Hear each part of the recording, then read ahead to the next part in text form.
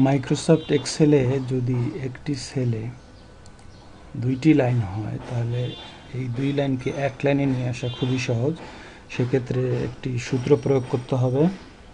আমাদের সূত্রটি হচ্ছে এরূপ: equals substitute first bracket D2 কমা CHAR first bracket 10 first bracket close comma CHAR first bracket 32 first bracket close. তাহলে এই সূত্রটিকে আমরা প্রয়োগ করব এখানে, এই ডান দিকে। এখানে আমরা পেস্ট করলাম। পেস্ট করার পর দেখুন এখানে দুই লাইনের কোডগুলো এক লাইনে চলে আসলো। নিচেও এটা কপি করতে হবে। এই সূত্রটি কপি করার সহজ উপায় হচ্ছে এখানে প্লাস চিহ্ন আসার সাথে সাথে ডাবল ক্লিক করতে হবে।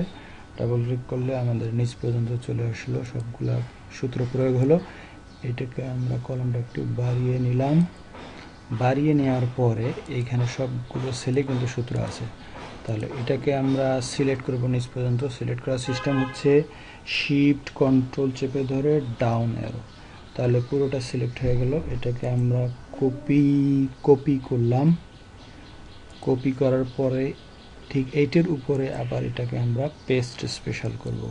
তাহলে পেস্ট স্পেশাল করার পরে ভ্যালিউজ দিলাম। ভ্যালিউজের পরে ওকে। তাহলে দেখা গেল এখানে আমাদের এটা আবার পেস্ট হয়ে গেছে, এখানে আর সূত্র নেই।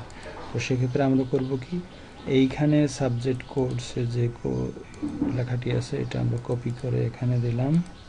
তারপরে এইটাকে আমরা ডিলিট করে দেব। ডিলিট করার পরে আমরা দেখতে পাচ্ছি যে এখানে আমাদের সবগুলো কোড এক লাইনে চলে এসছে। তো এটাকে আমরা আবার বর্ডার দিয়ে নেই। বর্ডার দিলাম।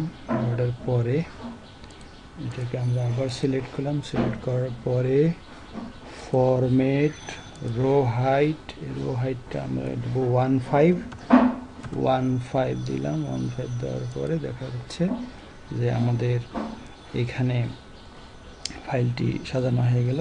এখানে আমাদের সবগুলো এক লাইনে চলে এসছে। আমরা নিচে দেখতেছি, হ্যাঁ এখানেও সবগুলো এক লাইনে চলে এসছে। তো এইভাবে আমরা দুই লাইনওয়ালা সেলগুলোকে আমরা এক লাইনে সহজে নিয়ে আসতে পারি।